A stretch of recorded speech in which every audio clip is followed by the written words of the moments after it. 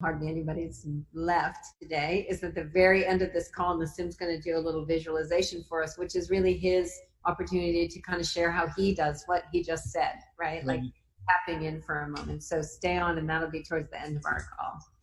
All right, William Brown, we still have a little bit more time. We have like a half an hour, maybe 20 minutes, because we need to have our ending, but got time for a few more questions. Well, there's no shortage of good ones, so let's try to get as many in as we can, I guess. This one is from Jeff Quintero, and Jeff asks, as there is no time, what replaces the three states of existence, past, present, future, within what is known as the arrow of time? Ask that again. So there's no time. There's only memory. Only memory in the structure of space. Right.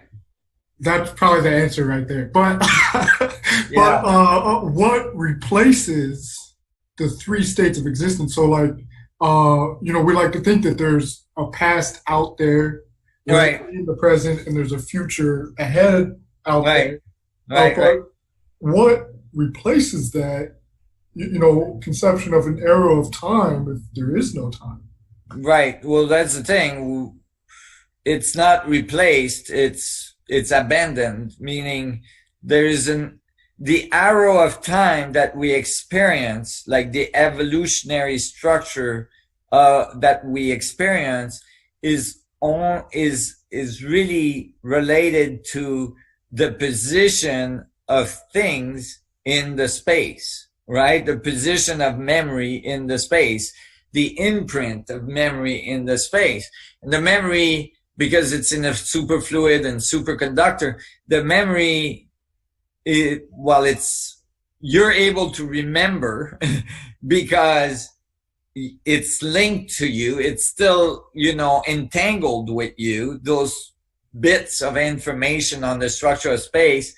And so you're really kind of like, and so you're really kind of saying that the past in that case is more like just information that's still present, on the structure of space in those coordinates in space-time. So like to give you so now all of a sudden the arrow of time is linked to the mechanical functions of the universe. That is, think of you going around the world, as the earth is spinning, and then as the earth is going around the sun, it's making a spiral through space, right? Because the sun is moving. Imagine that you're leaving a trail of information along that whole spiral. And it's connected to you because it's entangled with you. All these bits of information are connected to your frequency experience at this moment, right? In which you're placing the information in space-time. You could think of it as like making a disturbance in a fluid, like as you move your finger in a fluid, how the particles all spiral behind your finger, right? You can think of that being the information you're leaving entangling with you as you're moving through the fluid structure of space-time, right? And that, so that means that the reason why you can remember is because you're actually accessing information on the structure of space, and your present is actually the information that you're leaving in that moment, but it's influenced by the past because there's these eddies that are still producing their effect on the present. And then you can imagine that you can make some predictions about what the eddies are gonna do in the future, right? You could run the mechanics of what's happening forward and see a very specific evolution right? That would, so it has some deterministic function where it's going, this whole vortex thing that you are, right? Of all these billions of Planck oscillators that are like doing their thing. Um, and even physically, you're leaving some of these vortices behind, right? Because, you're shedding, trillions of atoms every second, because cells are dividing at the rate of like 1,000,000 cells a second, and each cell is made of 100 trillion atoms. So you're leaving stuff behind, even on the physical plane. And so basically, this arrow of time and this evolutionary arrow is really the description of the vorticity or the fluid dynamics of space-time, learning about itself, information transfer across this whole thing, right? Whether it's for a planet, for a star, for a universe, or for an individual on a planet. Does that answer your question, Jeff? Yes, thank you. It answers to me how you view it. I'm a philosopher, and I'm working with a new theory that I have conceived, a new theory of value, and I have expanded Ken Wilber's integral approach. All right. And I am putting a proposal together for you to be able to integrate Ken Wilber's work on consciousness with your work and Roger Penrose's quantum consciousness, and thinking that the idea that the present, what we call present, being actuality, begins at the collapse of the wave, from wave to particles, and then from there you have, I think that you call that singularity at the quantum level. Let's say that begins the present time. Before that, we can say that's the future, which are the probabilities, which are the possible and the potential emerging into the singularity, which is the collapse of the wave. And then what we are experiencing as this passing of the time is the potential energy emerging into actual, and this actual, that experience of potential to actual is what we then interpret as this arrow of time, and which we of course experience as in memory as it's time, because this is the experiences that we're having. So I look at it from that philosophical point of view, and I think it complements very well. It complements very well what you're doing, and I wanted to understand how you saw it. Which is very difficult for me because I do not quite understand the unified physics from me being part of the whole universe. As the universe is rotating and spinning, I am with it as well, because all of this information is also emerging through me, and then the information becomes light, and it becomes energy, and it becomes matter. So my experience, right, is basically, my experience is just simply part of being a whole part of whole humanity, which is a whole part of the whole universe. So I look at the world as a holonic structure. So I wanted to understand how you saw that, and I look at your answers on the idea of time, and I think what you're doing with this understanding that we need to replace time with memory is one of the most breakthrough understandings, so we can integrate consciousness, spirituality, and the physicality of our universe. So thank you. Here's the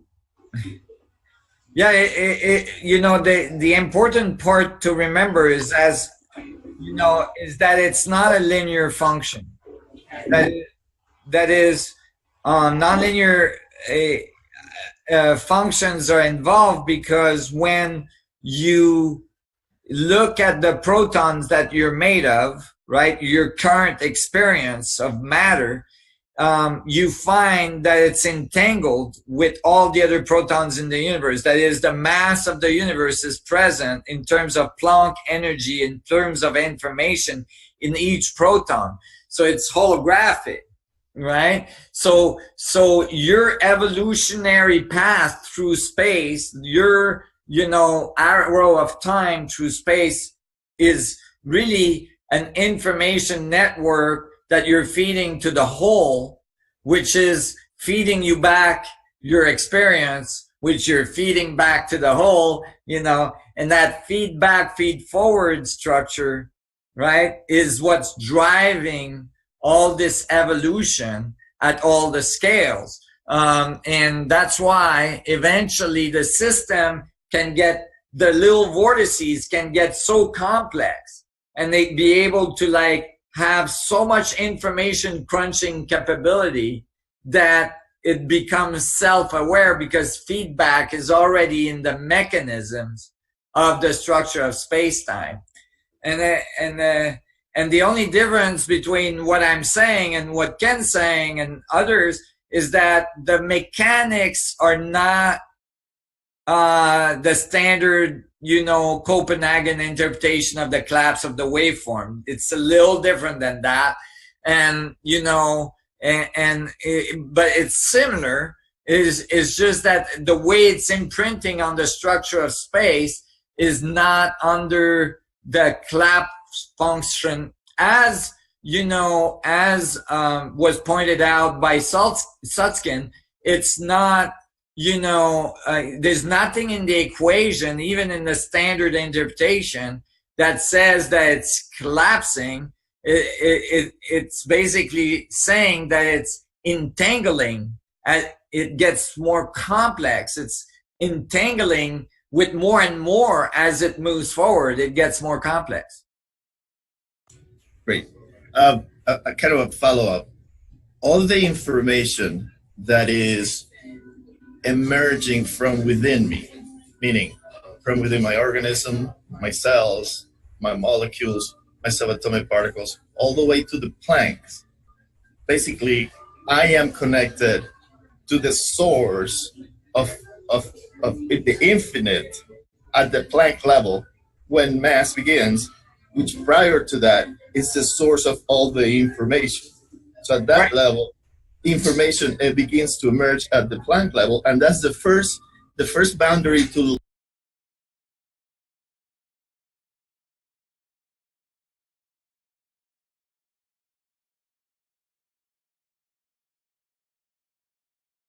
location that I have. But then all that information emerges through everything that is part of me, and then also have a boundary, a local boundary that is me as an organism. That's right. Is that correct? Is that view correct? Yeah, exactly. It's the collective behavior of all that information, 100 trillion cell plus multiplied by 100 trillion atoms that makes each cell, multiplied by all the protons and electrons that makes each atom, multiplied by all the Plancks that makes each of these particles. And, and that's all the information network, right? That's transferring at each level of the scale. And as it transfers, right, it produces different physical phenomenon, right?